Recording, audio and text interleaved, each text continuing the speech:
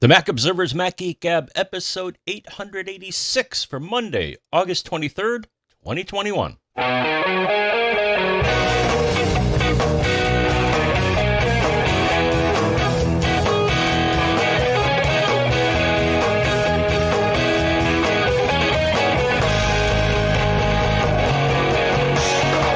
Greetings, folks, and welcome to the Mac Observer's Mac Geek Gab, the show where you send in your questions, your tips, your cool stuff found. We share them, we mash it all together into an agenda, answering your questions, sharing your tips, sharing your cool stuff found, such that we can accomplish it's a system. It's not a goal. It's a system so that we each learn 5 new things every week, no matter what. No matter what. It's just how it happens. All you got to do is show up. That's your part in the system. Well, your part in the system is also sending in your questions, your tips, and your cool stuff found. But, the system works. It's been proven. And that's the goal, is each and every one of us learns 5 new things every single time we get together. Our sponsor for this episode is Upstart.com/MGG, which is a cool little service that we will talk about in a few minutes here. For now, here in Durham, New Hampshire, I'm Dave Hamilton. And here, battening down the hatches because we're probably getting a hurricane.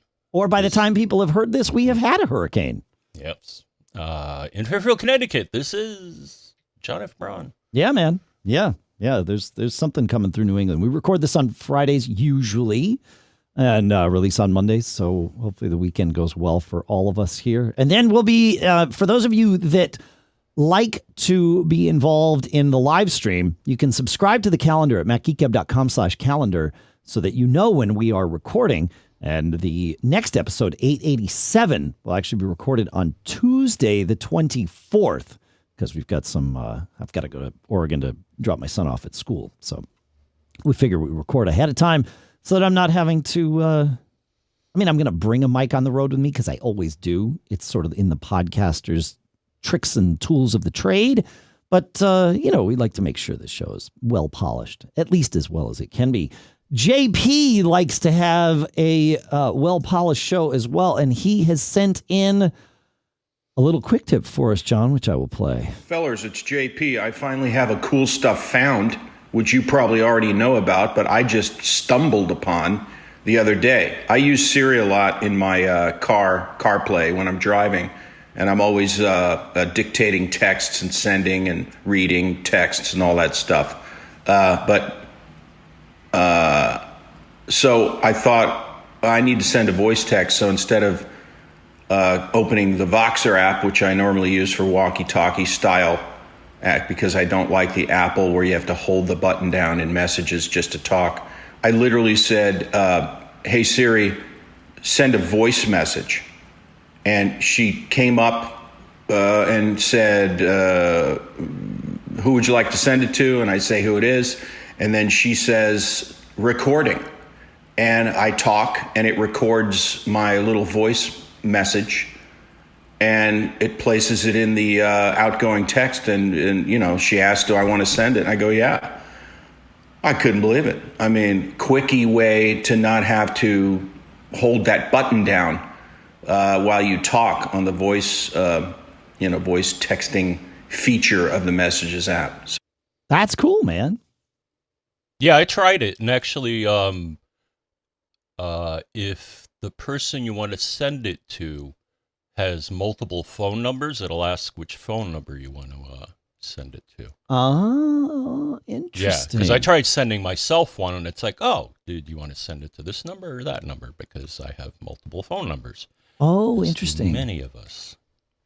Huh. I guess, okay, because we talked, 6 weeks ago, let's say, about how I was using a similar functionality, not a voice message, but I'd say, Siri, send myself a message, and then I would dictate a text message. And it never asked me which number to send to, but text messages are sent via iMessage, which sort of goes into that whole, unified person queue. So I guess that makes sense. Yeah. But a voice message, huh. And did it come, how did it come through? Did it come through as an iMessage? Yeah. Interesting. I wonder why it's asking. With an audio attachment. Right. I'm wondering why it's asking for the number there and not when you're sending a message. Did you try it with other people? Although I do it with myself literally all the time. No, I'll have to try it. Interesting. Yeah. I'll have to try it. I'll try sending you one. Yeah. Interesting. All right. Fun. All right. Thanks, JP. Thanks, John. All right. Listener Mike has a quick tip for us, too. He says, for Dropbox users, my recommendation is to never store your Dropbox folder on an external disk. One day, I came into work to find that tens of thousands of files were missing from my Dropbox.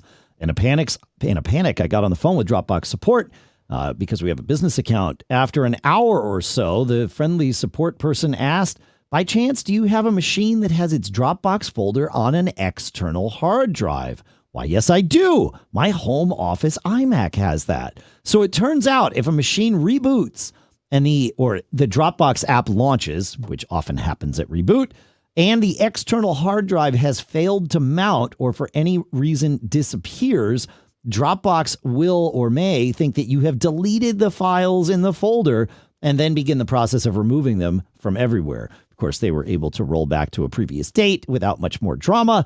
But he said when he got home that evening, sure enough, he realized his external hard drive was down. That's interesting. So I have always often, I think, and at the moment, store my Dropbox folder, at least on one of my machines. I think I store it on an external drive. That's an interesting little conundrum there. Yeah, because I like sometimes, if you get a lot of stuff in there, it's just like, sync it over there. It's like I don't really use Dropbox for mission critical stuff anymore. I used to, but now I've actually used Synology Drive for that. That's interesting. He says, so the question is, I would like to make a system-wide permanent setting that instructs the Finder to always list the folder contents in alphabetical order. Oh, that's a different question, and I don't think there is a way. But you know what? I didn't intend to read that, but I will. We'll leave that as a geek challenge. But first, John, any thoughts on this Dropbox thing? I was trying to check it out on this machine, and Dropbox isn't running. And when I tried to launch it, it said it can't. So my Dropbox is acting up. Interesting. Yeah, Dropbox. The application Dropbox can't be opened. Huh? Well, it sounds like you have a different problem.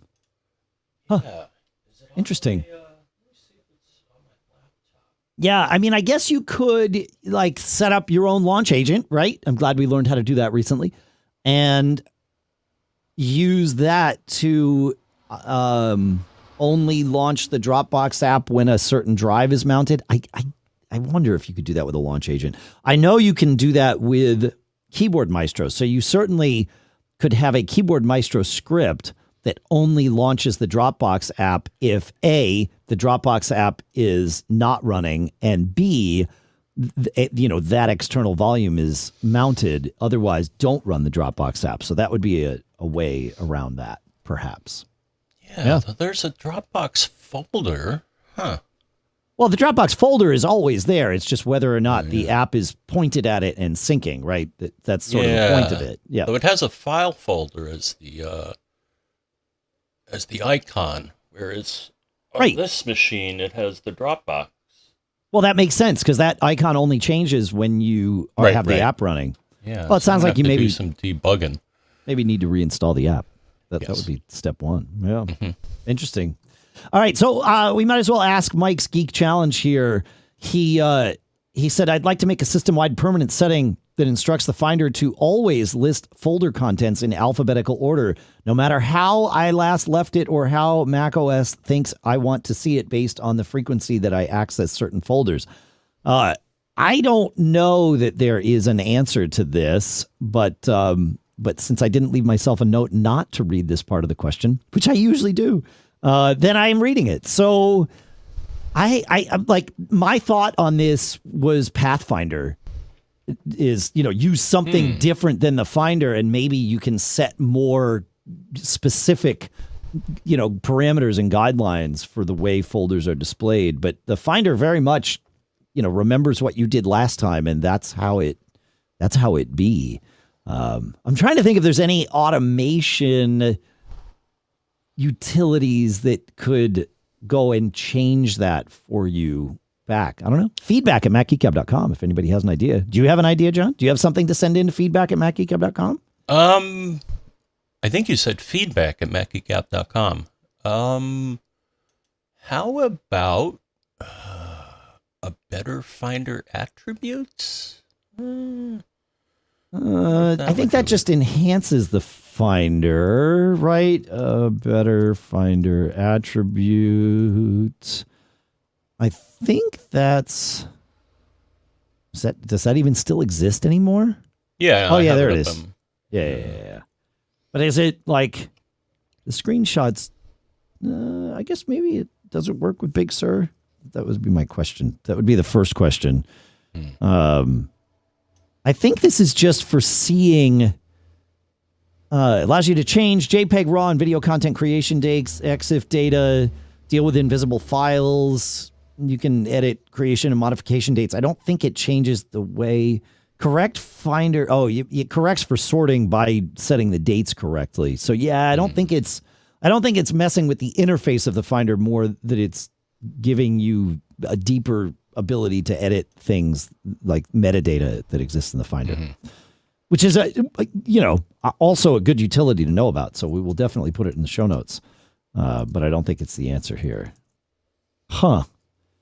All right. Well, if you let us, if you know, feedback at Marc-Geeky.com. We'd love to hear from you. All right. You want to take us to Timothy, my friend? Yes, Timothy. Here's a forgotten tip. I had no idea how I enabled this function, but I did, and it's proven to be a handy trick in a lot of MacGyver-type situations. I loved the old-world keyboard and wired mouse, and I still have mine somewhere, but I have now accumulated about 10 each of Magic keyboards and Magic mice, or Magic mouses. And between USB-A and USB-C and the timing of getting caught, I have a spec'd-out 2018 Mac Mini and my main home computer, and at some point I enabled the keyboard viewer. From random logouts that OS X does when I overload the system to the ever-frequent Mac Mini-only Bluetooth anomalies that occur at the worst times, having the ability to enable a floating keyboard from the menu bar have made troubleshooting or password entry a breeze. Have heard several situations lately that reminded me of my virtual Magic keyboard that had me saying out loud, "Keyboard viewer, duh." When driving and listening to the podcast, I felt I needed to email in and remind you about this feature. Pretty sure it could come in handy in some headless scenarios where accessing remotely using a mouse. Maybe not the best use case scenario, but at least enabling it and having it as an option eliminates the variable of not being able to enter text when you get caught. Another nerd arrow for the geek quiver. Okay. Thanks. Yeah, that's and I got a bonus tip. Okay, go. Bonus. So yeah, there's in accessibility you can select the accessibility keyboard, Dave, but a bonus tip, rather than going to system preferences, accessibility keyboard, enable accessibility keyboard, there's another path that offers an additional option. System preferences keyboard, show input menu. And then what you'll see in the menu bar, you'll have two options: show keyboard viewer, but also show emoji and symbols. Right.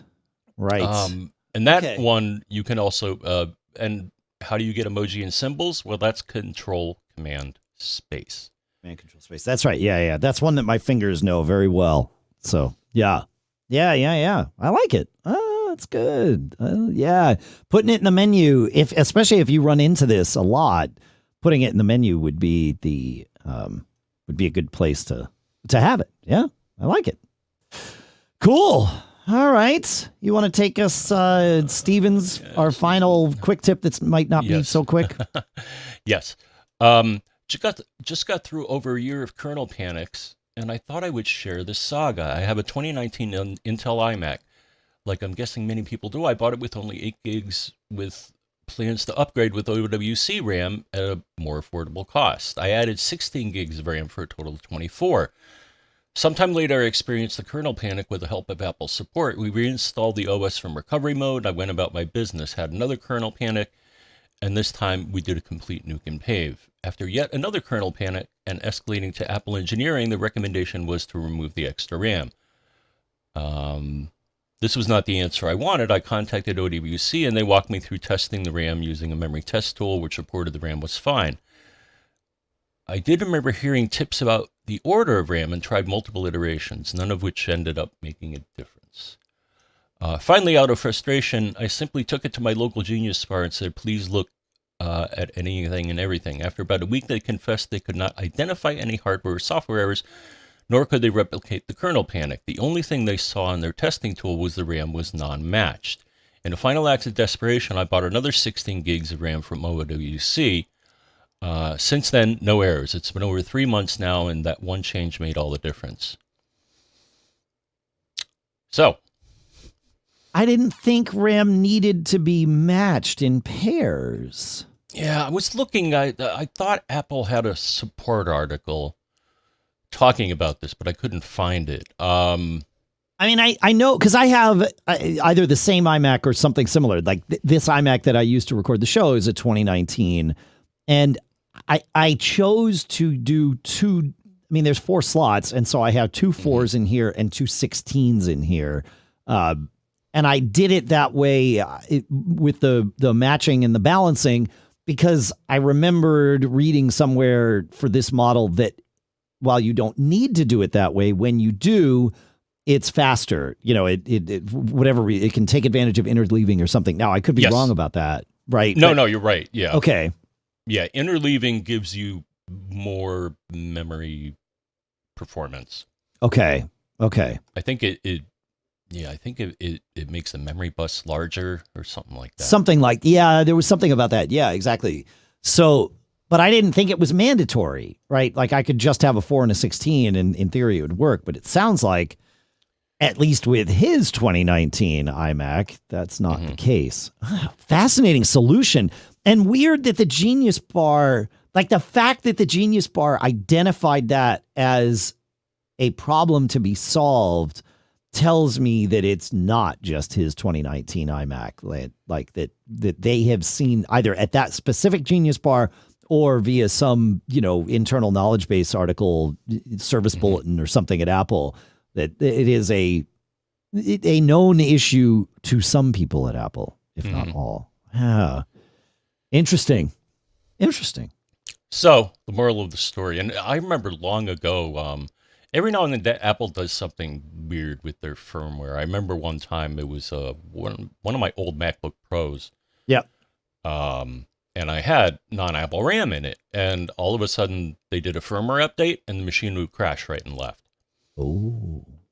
Oh, yeah, right. That was that, and then everybody started yelling at Apple, saying, "Why did you make this change?" Yeah, they tightened the tolerance or something. That was like, I want to say that was 20 years ago, right? I mean, it was on my Pismo PowerBook, which I think is what it was called at the time, Pismo PowerBook. That word, those words feel right together. Anyway, yeah, and I remember I had Ramjet RAM in there, and they, I don't even know if Ramjet is Ramjet anymore. But anyway, I had Ramjet RAM in there, and they, replaced it with RAM that matched Apple's specs. And I know OWC did the same thing at the time too. But yeah, that was a good test, litmus test for how good your RAM vendor actually is with their lifetime warranty. So, fun. I've got a fun one moving into cool stuff found here for our developer friends. Jason sends in ShowTime, which is a framework that you bake into your iOS app that makes it easy to show off all your iOS taps and gestures for demos and all of your demo videos that you want to build. So if you want to do it that way, then ShowTime is the framework to go check out, and we'll put a link to it in the show notes. Thanks, Jason. I know you can also do this by sharing the screen with ScreenFlow. I have made demos like this too, where it shows what's happening. So, and I think the simulator will also show those, and you can capture that and record it for a movie. So lots of options, but yeah, there you go. Thanks, Jason. You got one for us, John? Patrick has a nice one here. Just wanted to remind you both and listeners that a great way to not get caught is to use Langenti Software's BatChmod to check on permissions of folders and files and get them in order. It is free, but it is so worth a donation. I highly recommend one pay something, at least in my humble opinion, of course. And yep, sure enough, I thought we had mentioned it at some point. I think we have, but it's been a while. Yeah.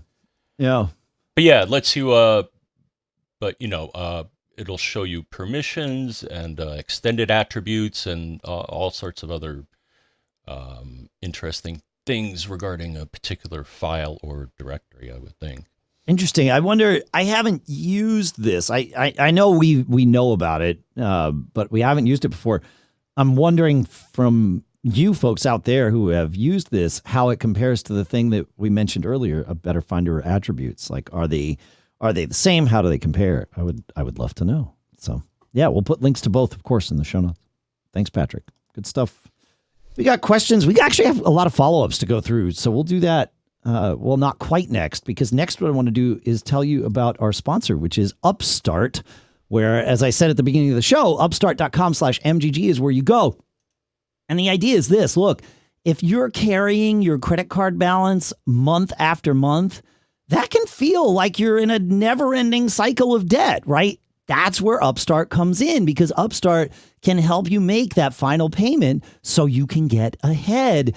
Upstart is the fast and easy way to pay off your debt with a personal loan, and you get to do it all online. So whether it is paying off those credit cards, consolidating high interest debt, or funding personal expenses, over 500,000 people have used Upstart to get one fixed monthly payment. And what's cool is Upstart knows that you're more than just your credit score and is expanding access to affordable credit, because unlike other lenders, Upstart considers your income and your current employment to find you a smarter rate for your loan. And you do all this with a 5-minute online rate check, and you get to see your rate up front for loans between $1,000 to $50,000, and you can receive those funds as fast as one business day after accepting your loan.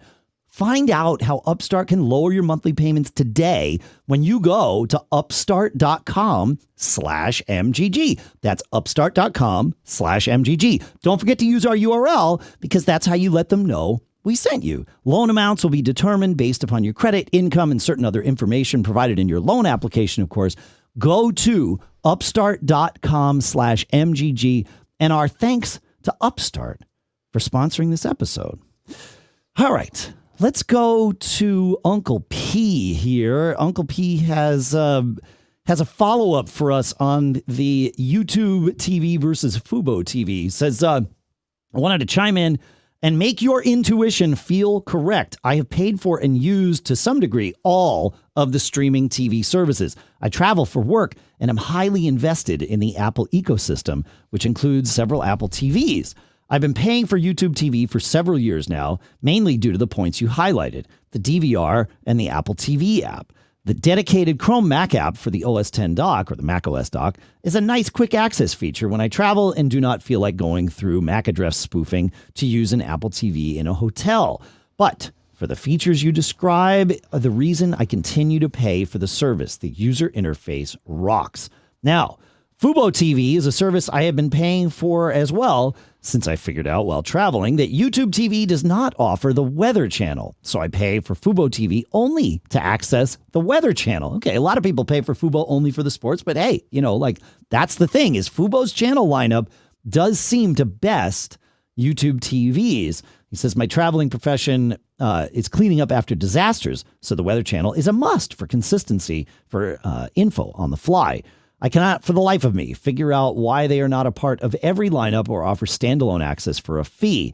Perhaps I am missing something. If I am, it's due to their inability to make it obvious to the consumer who wants to give them money. Either way, this backs up your thoughts that their channel lineup is a superior product to YouTube TV. Plus, YouTube TV only lets you, and this is an interesting thing I have not experienced yet, but I'm sure I will. YouTube TV only lets you change your home market a few times per year before they lock you out of access to the TV that you pay for and then make you call in. I hate calling in anywhere, says Uncle P. So I find myself using Fubo on the road since they don't mess with me and they offer the Weather Channel, live TV, and access to regional sports without restricting me by saying I'm out of my home TV market.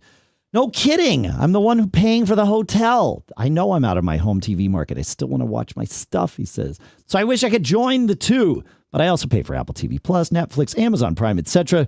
Too much disposable income, perhaps, he says. But I think we find ourselves still in the pregnant moments of everyone trying to lure you into their product. And for now, the features and benefits are too widespread. The takeaway, YouTube TV is the best and most user-friendly as long as you log in from time to time and record the shows or sports items that you want to be in your DVR. Fubo has the best lineup and doesn't mess with you while traveling. So this is interesting. I also, and it was based on, thank you, Uncle P.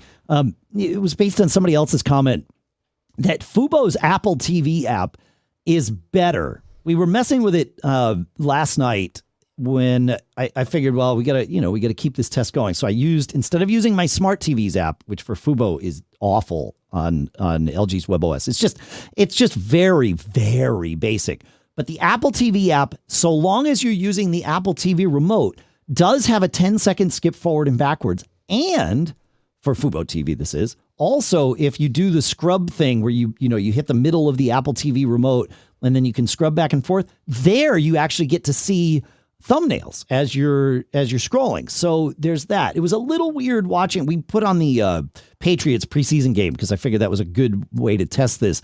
And the scrubbing was kind of working, but it was also working while the thing was recording. We were able to start it from the beginning before the program had ended. So it seems like Fubo is evolving their platform pretty quickly here, and may wind up. I mean, they definitely have the best channel lineup. So if they can get their user experience together, which it seems like they're working on, a year from now we might be having a very different conversation. Of course, I feel like over the next year I might wind up paying for both YouTube TV and Fubo TV, which sort of, I was going to say it causes me to lose money based on my cord cutting, but it doesn't. Like, I think I'm saving about $70 a month by only going with one of them based on what I was doing with Comcast before.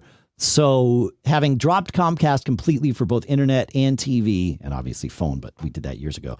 But just internet and TV, by dropping them and going to consolidated for the fiber, and then, $70 a month for a streaming TV service, we're saving about $70 a month. So if for the next year I wind up paying for both Fubo and YouTube TV, well, it's a business expense, isn't it? Because we have to test this stuff for all of you and keep you posted. But I'm hoping that within the next year, one of these two services will actually be able to deliver for us. Either YouTube TV will get their act back together with their channel lineup, or Fubo will get their act together with their user experience and user interfaces, which it seems like the latter is more likely than the former, but you never know. YouTube TV is Google. They could move very quickly. They have a lot of money, and so you never know.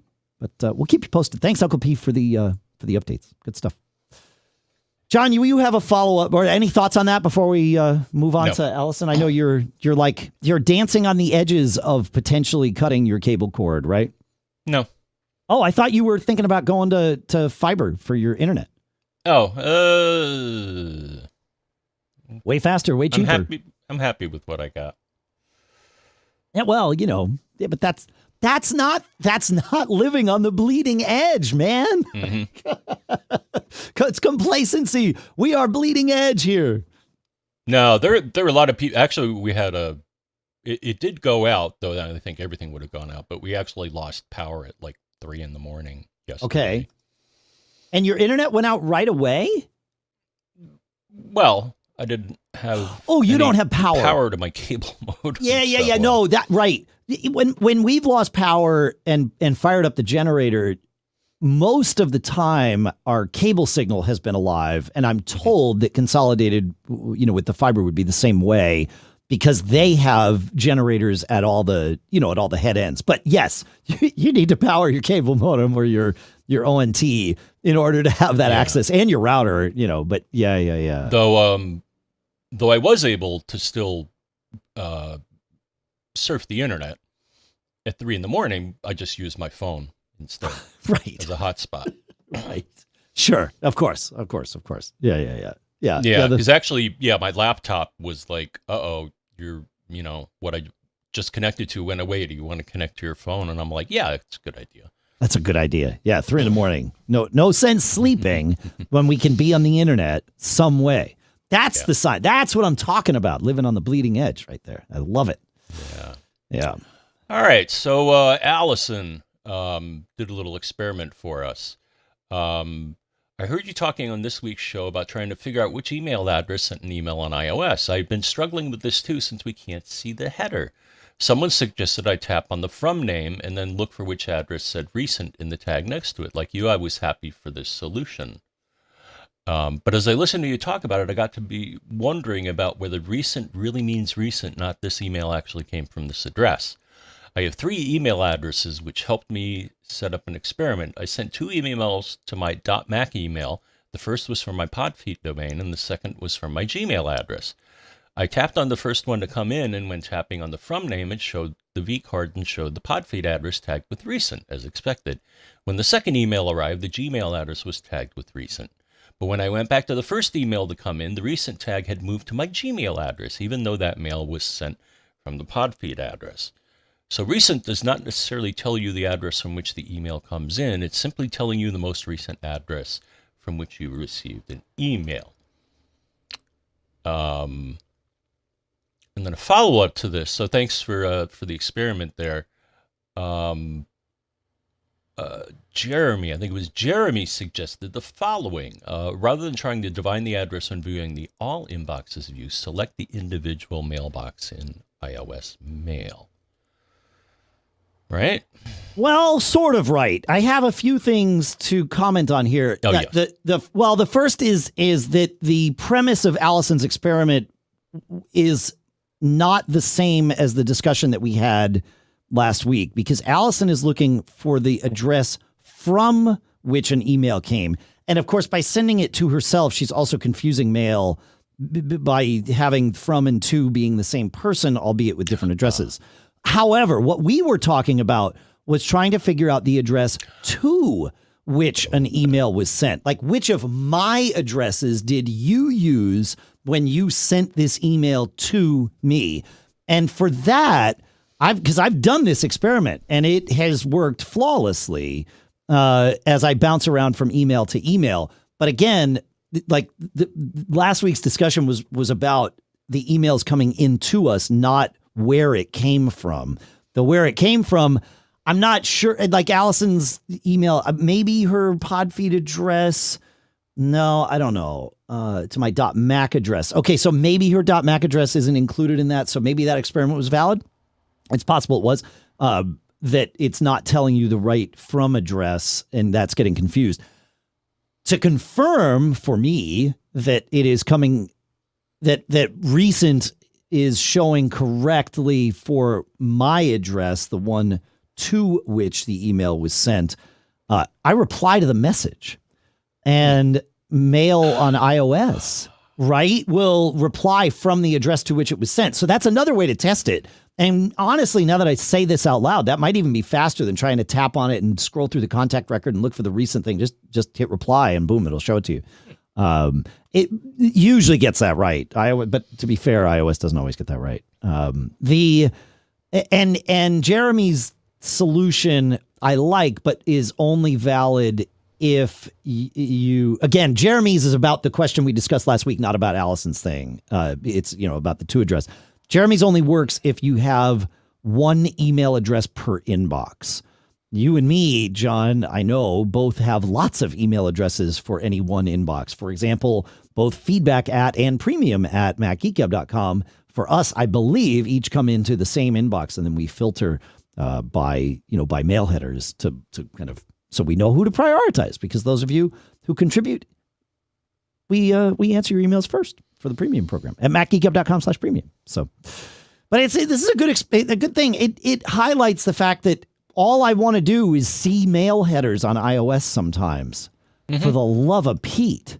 Like, how do I do that? I wonder, I need to start looking at third-party email apps because that may be the answer here is wire up a third-party email app to my iMac account and turn off all the notifications so that it's like not driving me crazy. But when I need to see headers, maybe that's the way to do it. So if anybody knows of a third-party email app for iOS that shows me mail headers, feedback at MacGeekGab.com. Or if you're a premium listener, premium at MacGeekGab.com. Or if you're the truck driver that is going by John's house right now while we're doing this, use your horn and Morse code that sucker to us because that's another way to get to us. Yeah, they're doing some heavy construction down the street. Yeah, man. It's crazy. Crazy. Yeah. All right. Want to take us to Andrew?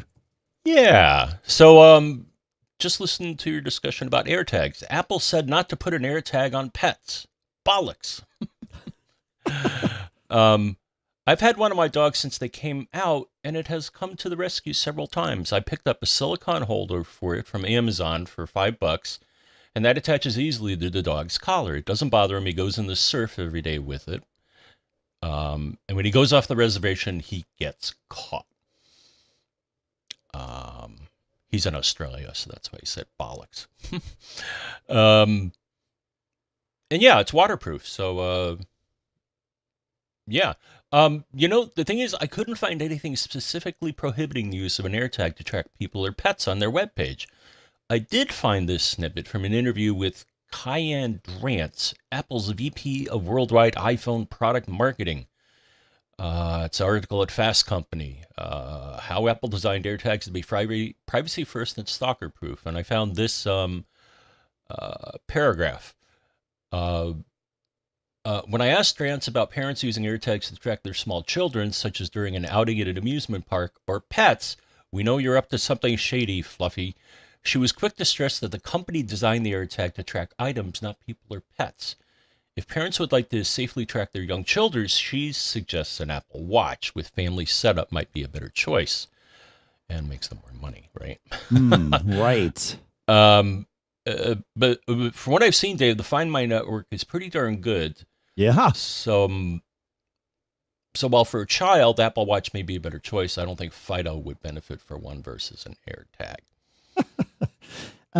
Andrew sent in a couple of pictures of his dog collar AirTag holder thing, and so I found something on Amazon that matches that, and we'll put a link in the show notes to that for us. But it's so your AirTag is a dog track, right? Not that kind of dog track. It's a dog tag.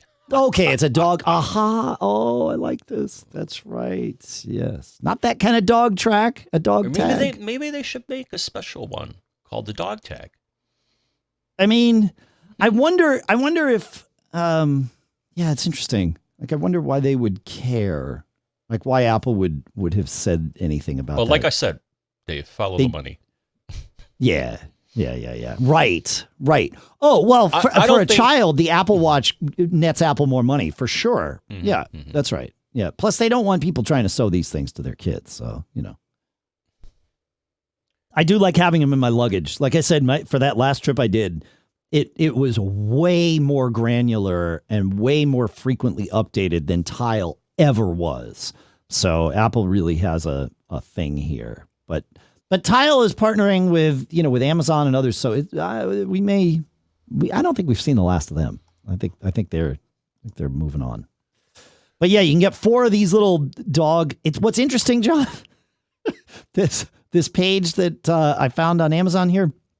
It's the Surapow for AirTag dog collar holder, and it's 4 of them for $10, which is great. And it shows a picture of a dog with a collar and the AirTag.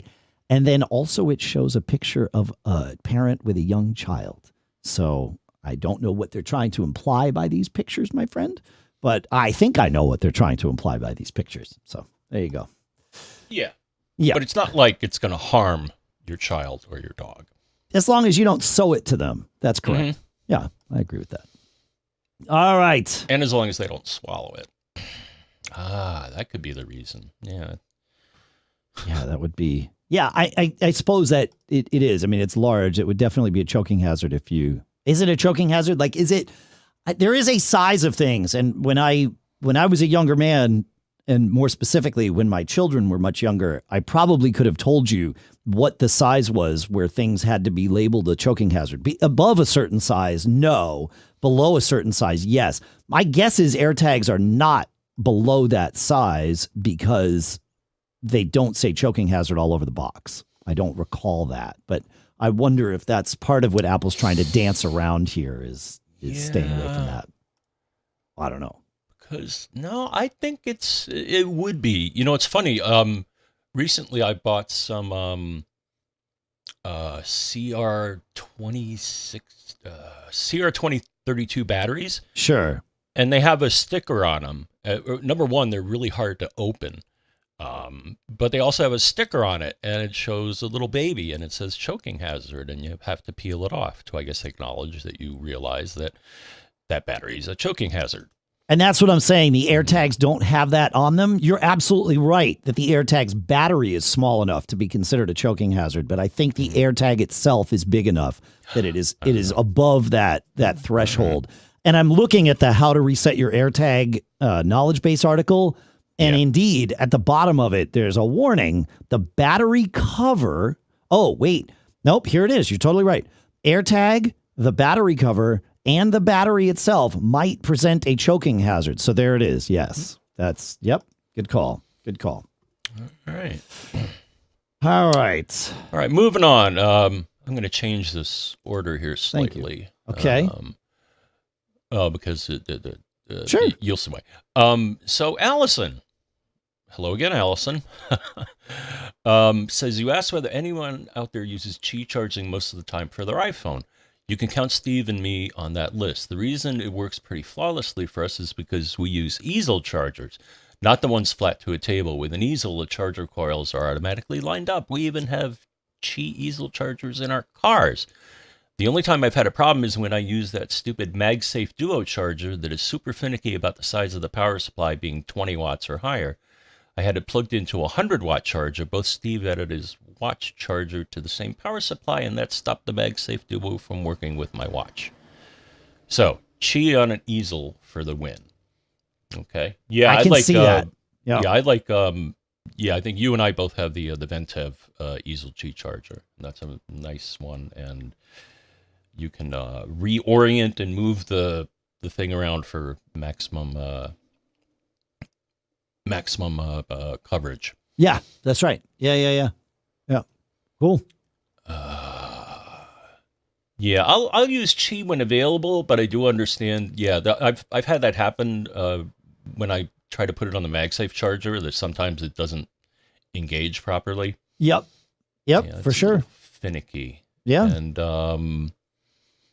though something may be hitting the market soon that'll fix that, Dave, and that's all I'm going to say about that. Okay. All right. Good to know. Yeah. Okay. Yeah. What else? Of course, the other piece of feedback I have here is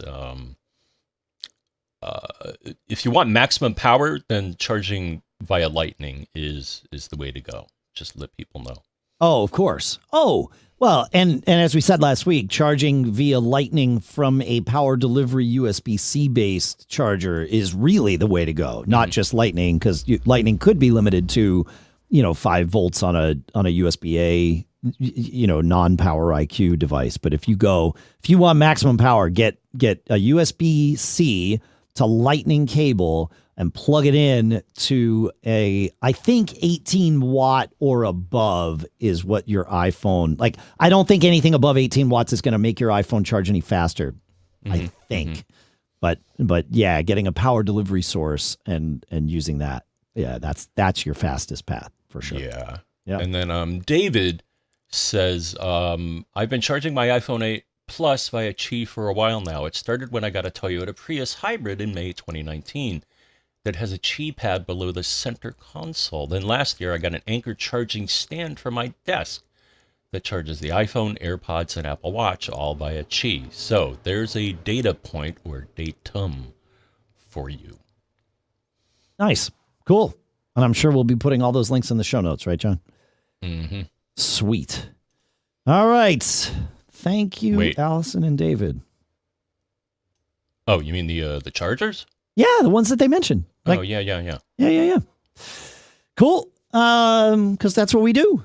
And Kansas Dave gives us a follow-up from the child choking hazard thing, and he says it's 1.25 inches is the magic size.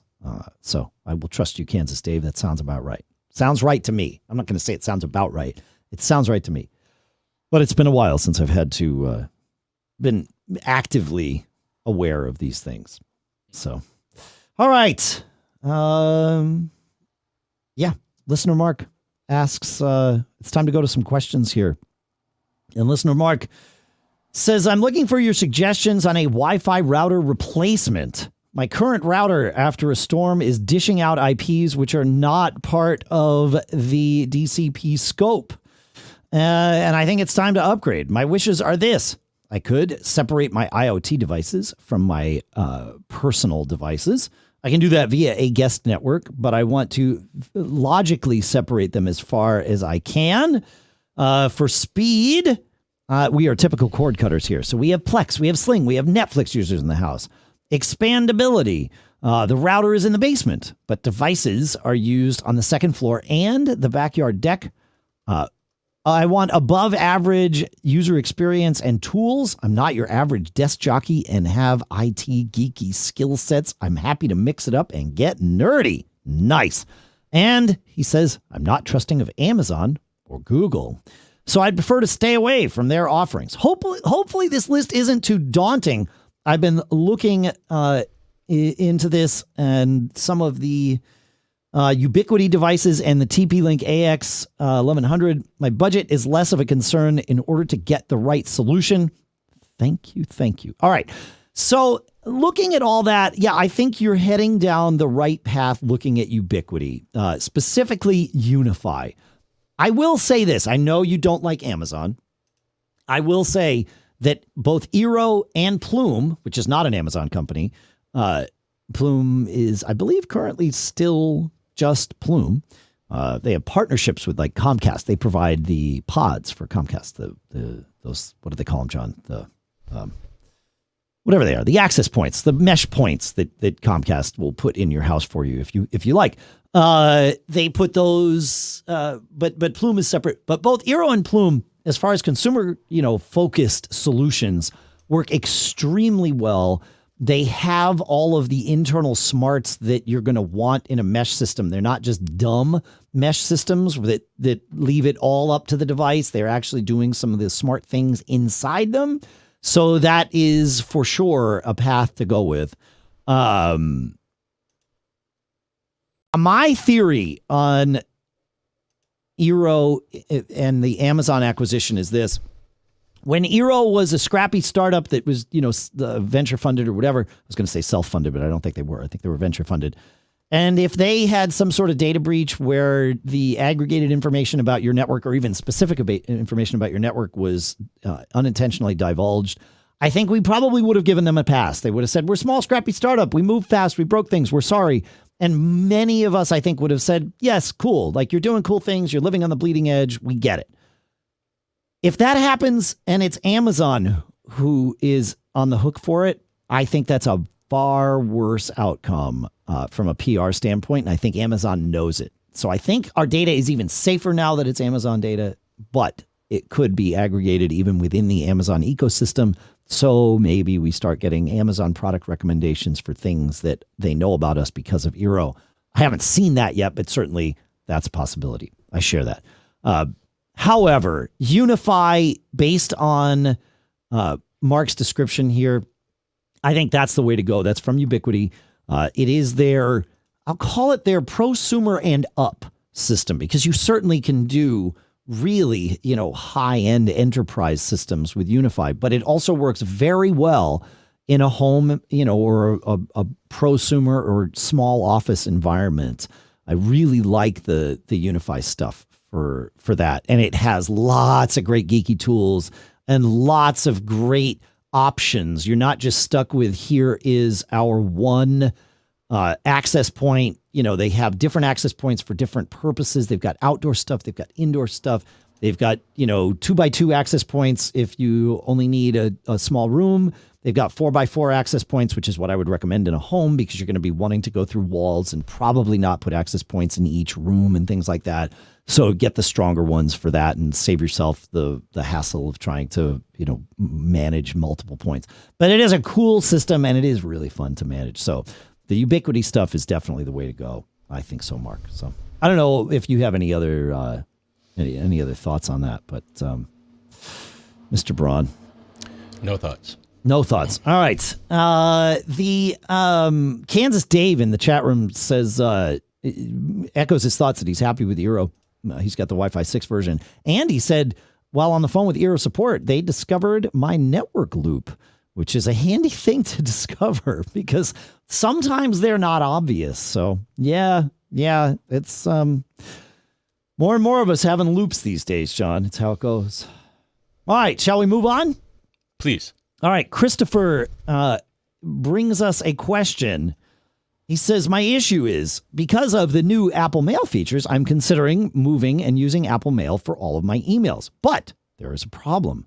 When I compose an email and send it to Gmail, it does not display in the original format.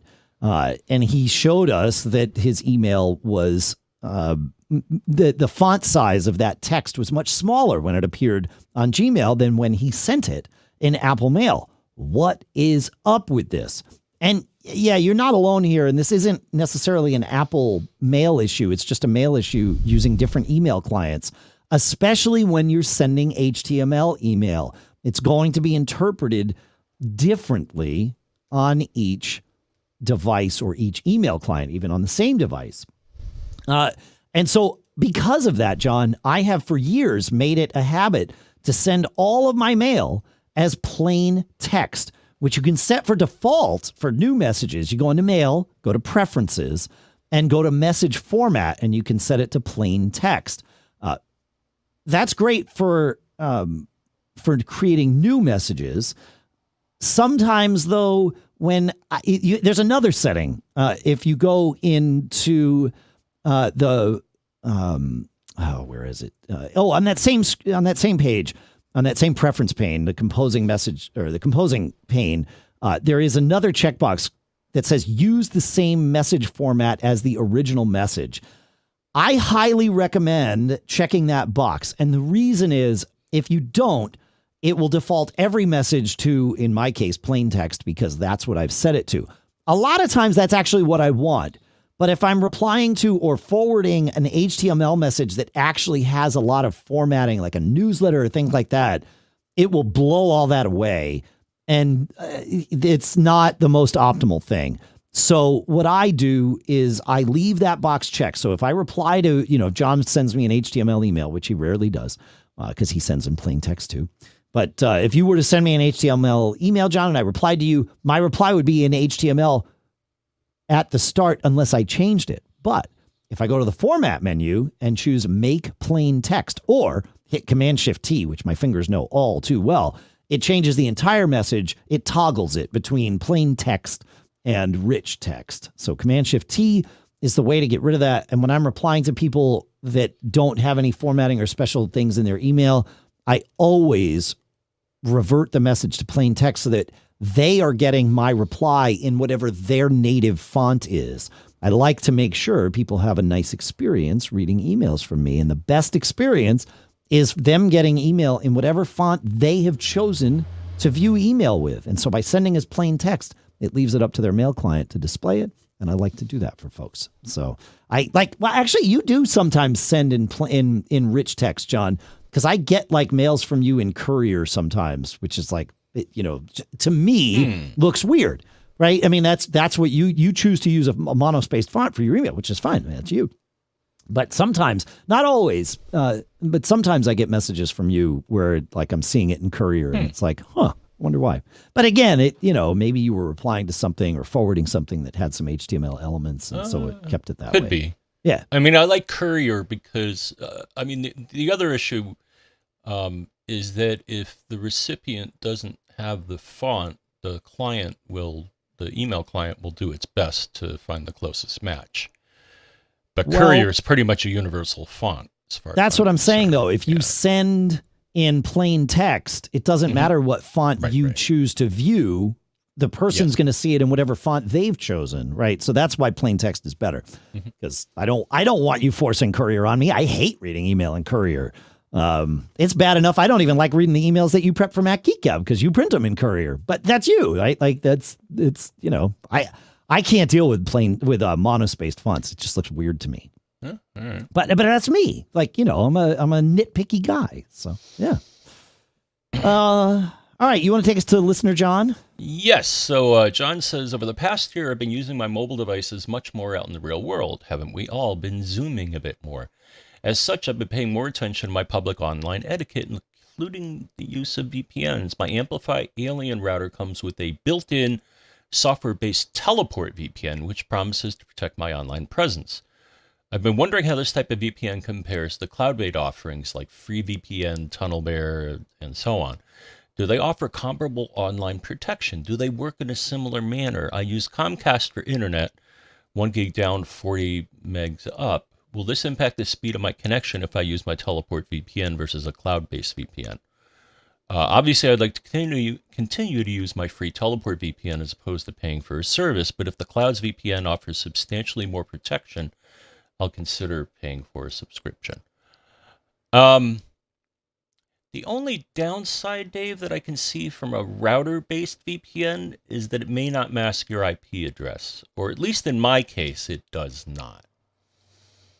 When you say it doesn't mask your IP address, if you're at a coffee shop and you connect to your router-based VPN, do the websites that you're visiting, are you saying that they see your coffee shop IP address or your home IP address? Well, if I connect, so the one that I use mostly is the VPN server on the Synology.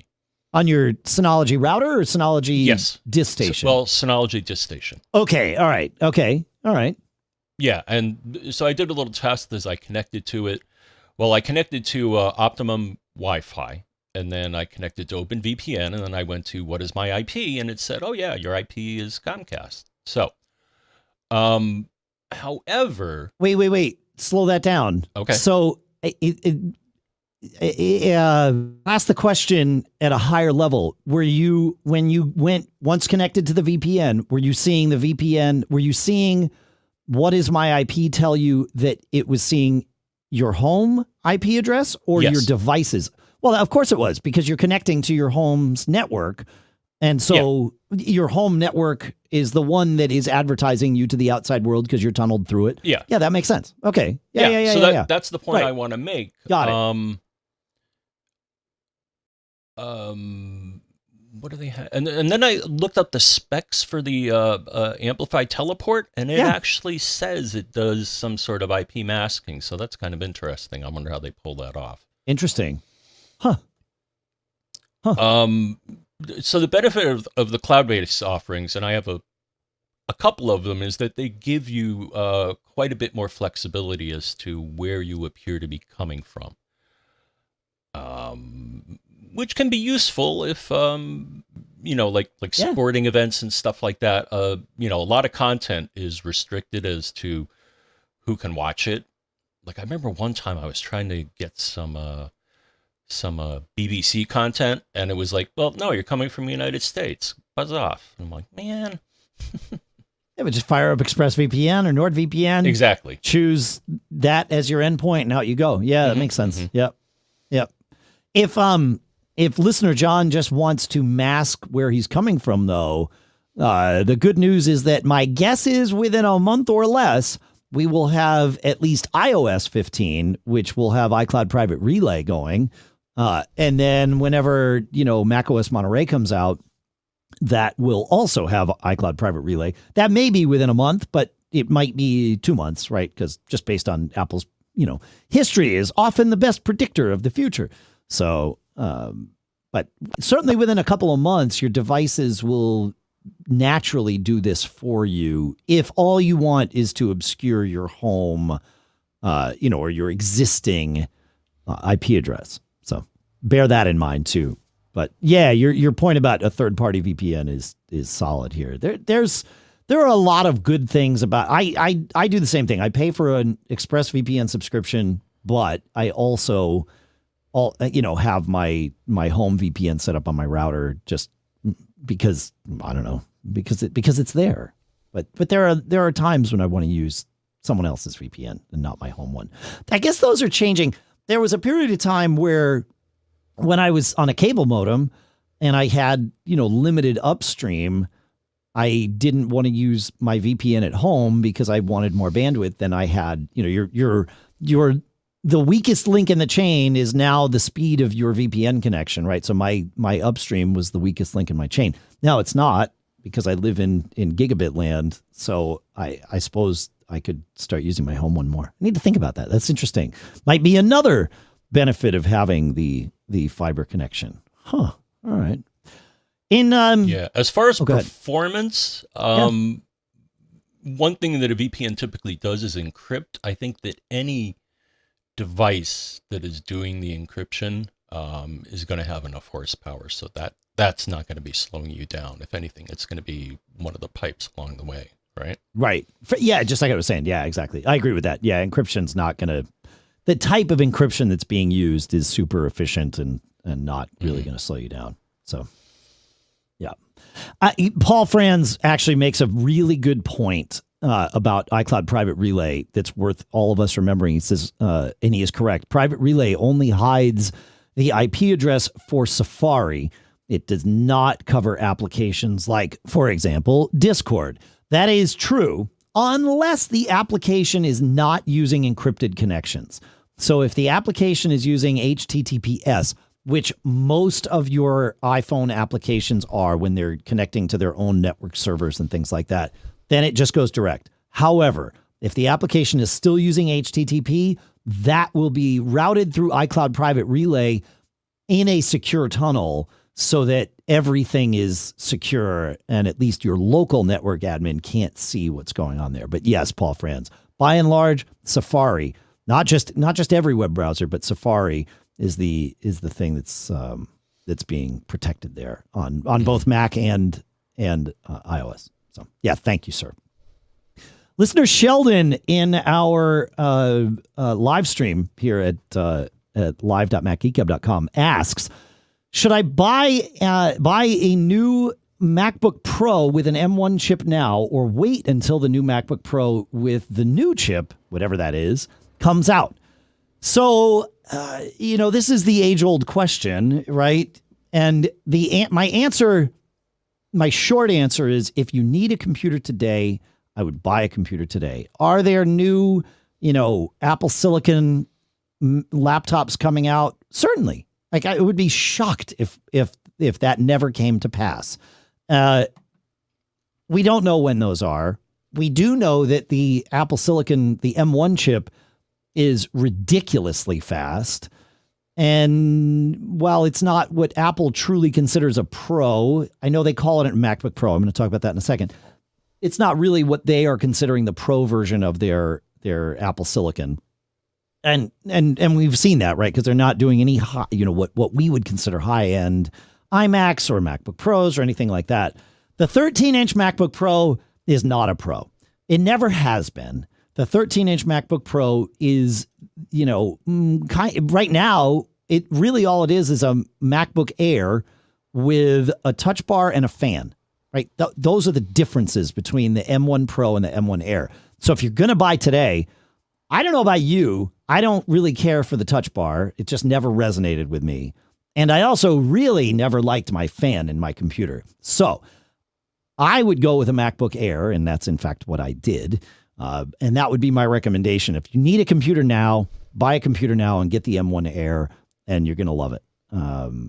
If you want to wait, my guess is that before the holiday season is like in the thick of us, there might be that, we'll call it the M2 chip. I know it could be the M1X. It could be whatever else they want to call it. But that next version of Apple Silicon could be out. But I wouldn't. If you need a computer now, get a computer now. That's always going to be my advice. But thank you for the question, Sheldon. It's good stuff. I don't know. What do you think, John? Yeah. if you need one now, get one now. Yeah. Because something better is always going to come out. Always. Now, it's funny, though, because sometimes what happens is some people believe that their purchase of a computer is what prompts Apple to come out with a new one next week. Chaos theory. I love it. That's correct. Yeah, that's right. If you're lucky like me, then that is exactly what will happen for you. So yeah, but those M1 Airs are available on Apple's Refurb store, or at least were when I checked last week. So that would be the place to buy one, is go to the Apple Refurb store. We'll put a link in the show notes to Apple's Refurb store here, so that you can check the availability of the M1 Airs, and then go grab one. So yeah, there you go. You want to take us to Louis, John? Yeah, I think I misinterpreted what happened. Well, no, there's a follow-up, which I had to open the email. So okay, anyways, great. Tell you what's going on here. Sounds good. It seems I got hacked. I have been the victim of identity theft recently, and by coincidence, I have installed Netgear Armor software on my Orbi, and I can see that my iPhone, iPad, and Apple Watch are showing up with weird names, with a mix of Asian characters and Android phone brand. Oh, my question, where do I start? I think the Netgear is doing a good job to stop the threats now, but I definitely think I need to wipe my 3 devices. Any specific order? Should I consider my backup contaminated? So it sucks you got hacked or identity thefted. It could be that the names of your devices were changed for nefarious reasons. But looking at something like Malwarebytes, it can protect from threats, but it can't scan for viruses or malware, because I don't really think that's a thing on iOS. Right. Yeah. So I check the name of the device, settings, about, and name, and that's what lets you name your device. And maybe that's all you need to do. But then he sent or restoring from a recent backup, but he then sent along some screenshots. So okay. I think the problem is the software, Bitdefender, I guess it's called here. Okay. Because he sent me a screenshot, and you can see it, or I don't know if you saw it in the email, but I'm just a listener, man. I'm just hearing what you tell me. Yeah, so. yeah. So like it shows an alert here saying new device connected to your network. Xiaomi, and then some, I think, Chinese characters. Watch. So I think the problem is that software is injecting Asian characters in here for some dumb reason. Is it possible Bitdefender is misinterpreting what it's seeing there? I think so, yes. Yeah. I mean, there are other things that you could download that would show you what they see as the names of your devices. I think Fing Desktop might be, or the not Fing Desktop, but Fing for iOS, right? Would scan your network and tell you what it sees.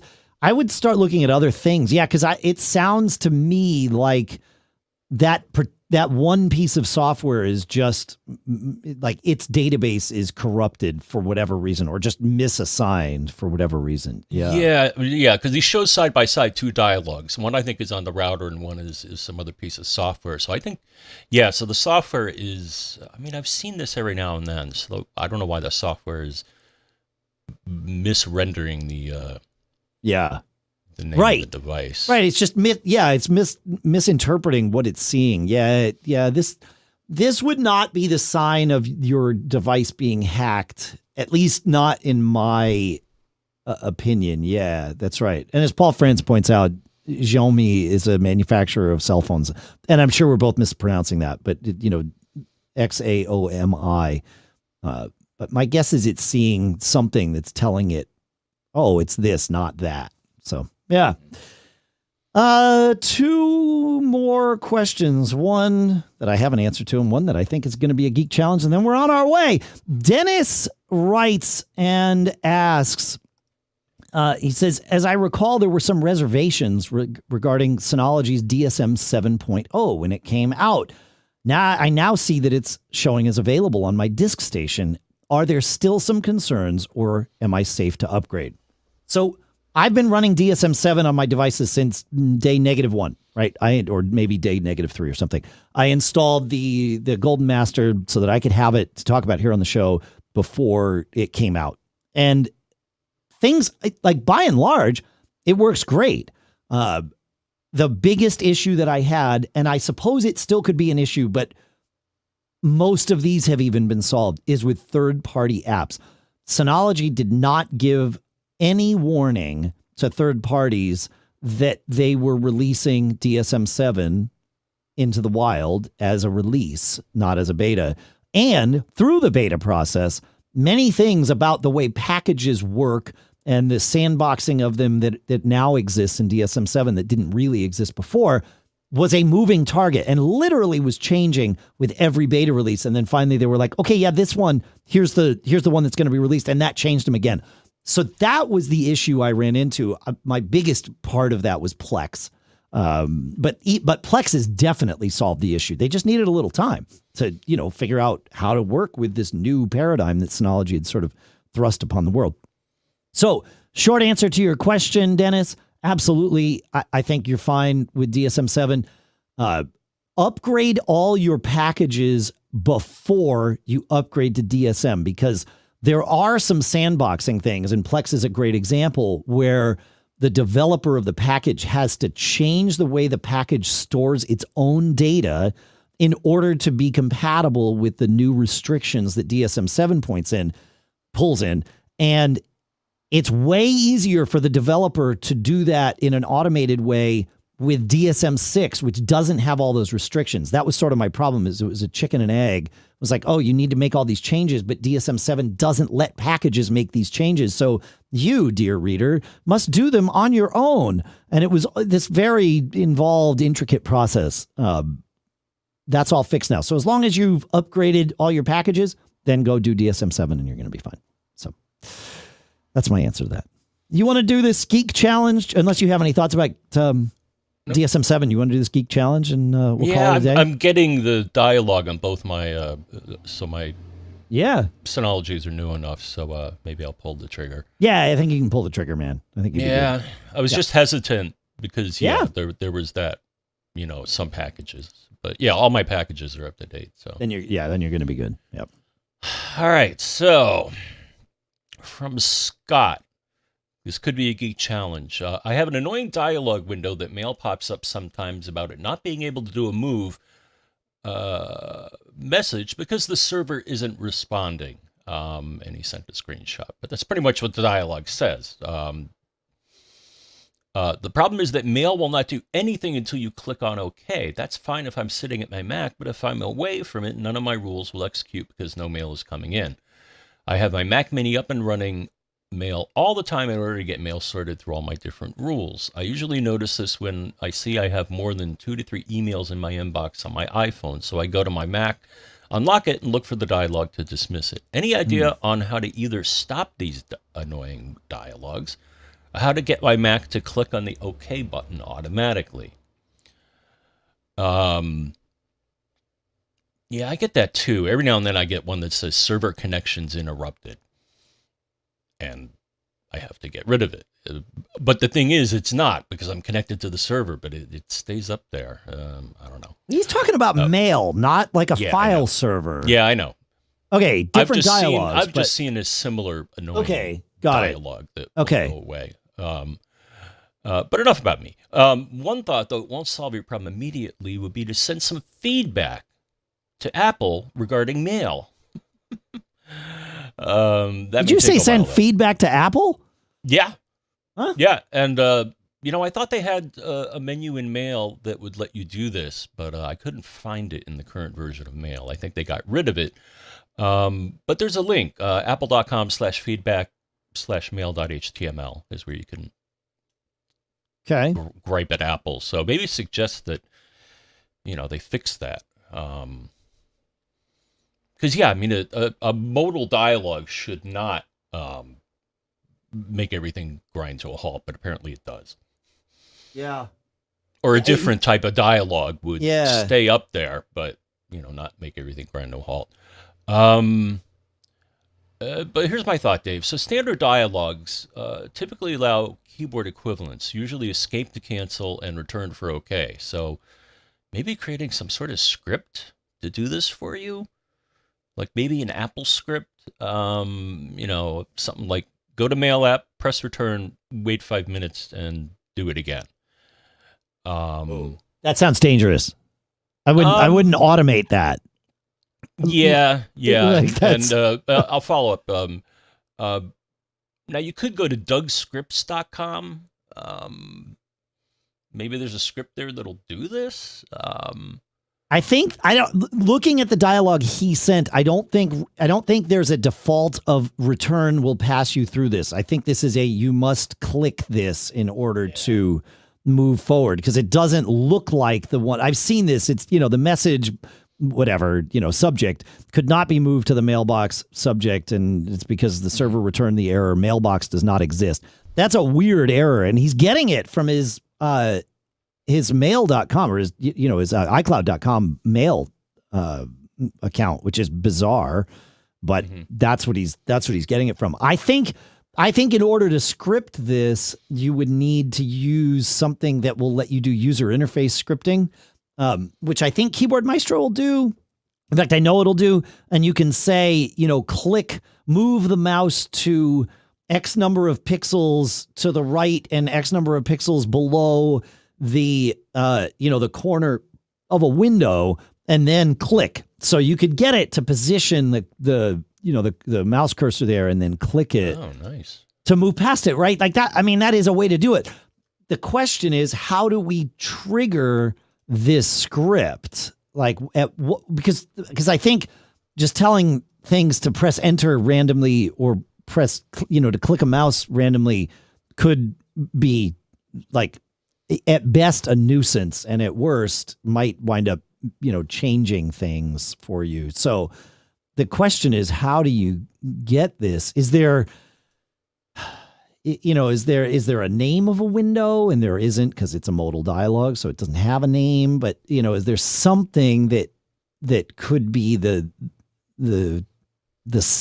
is there some symptom of this that could then be used as the trigger to tell Keyboard Maestro, go do your thing? So that's the part I don't quite get. Maybe we'll ask Scott to post this in the forums at macgeekgab.com/forums, so y'all can see the error message too, and then maybe get to a solution. But I think user interface scripting is going to be your friend on this one. That's my thoughts. But the trick is, what's the trigger? Like, that would be the issue. And I don't know that we have. It's weird that this is happening at all. Like, I would also want to solve this problem, because why is iCloud's mail server saying mailbox does not exist? That's weird. Is it necessarily Apple's? Well, his screenshot makes it very clear that it's coming from a me.com server. Yeah, it says mail was unable to open this mailbox on the server, blah, blah, blah, -imap.mail.me.com. So without question, this is an iCloud issue. So why? Could you replace that server with another one? No, you don't get to pick your iCloud server. Okay. You just say that you have iCloud email, and it knows which server you're on. Or it just picks one round robin, I guess, or something. I don't think it's round robin. I think your mail account is on a different iCloud server than mine. I remember that when I was part of this business a few years ago where we were doing calendar stuff, and figuring out which CalDAV server an iCloud account was assigned to was an interesting little trick. We actually had to come up with a little cheat, and it involved talking to the Apple engineer that created CalDAV. So that got a little interesting. So yeah, no, I don't think you can just pick one at random. I think it's very specific to your account. But I will say this. One thing I learned, the server names are PXX, where X's are a 2-digit number, -imap.mail.me.com. I believe if you use P01, that will work for everyone. I haven't tested that in several years, though. But that was the workaround that we found, at least initially, for the calendaring thing. So try p01-imap.mail.me.com. That might be the answer. And, in fact, may solve your problem. Maybe there's a problem with whatever server Scott's assigned to. So that's what I'd try. Set it up as a IMAP-only account, see what happens. I don't know. That's what I got, John. But I also got the band playing because it's actually, I think it's really sunny outside right now. I'm getting pictures from my son who is elsewhere in the state, but going on a skydive this morning. And the blue sky is a nice thing to see. The sky was not blue when I started this episode, and I have no windows to look through here in my TMO Towers East podcasting studio. So calm before the storm, perhaps. Yeah, I just got a text. What does your text say, John? About the storm. Oh. From the town. Tropical Storm Henry is expected locally Sunday morning. There you go. Yeah. Well, hopefully by the time this episode comes out, Tropical Storm Henry has passed you, my friend, and all is well. You can follow John on Twitter to learn more about his weather issues and other gripes. John F. Braun at John F. Braun on Twitter. You can follow me at Dave Hamilton. You can follow the show at Geek Gab. You can follow Pilot Pete, who is not, to my knowledge, flying the plane out of which my son is jumping at this very moment, at Pilot Pete. You can follow Mac Observer at Mac Observer. Go subscribe to our YouTube page. We'd love you. Long time if you go over there. So go to, it's Mac Geek Gab podcast on YouTube. You'll find it. Subscribe. We take little snippets of things and share them. It's actually pretty awesome. We'd love to have you over there. All right. Anything else, John, before we truly wrap this one up? Nope. All right. I'm not going to go and batten down the hatches. Batten them down, my friend. Stay safe. Have fun. Check out our sponsors. That's upstart.com/MGG for this episode.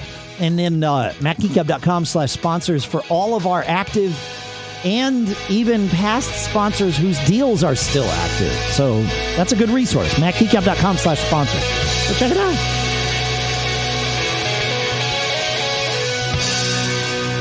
Good luck with the storm to all of us. And may none of us get caught. See you next time. May not.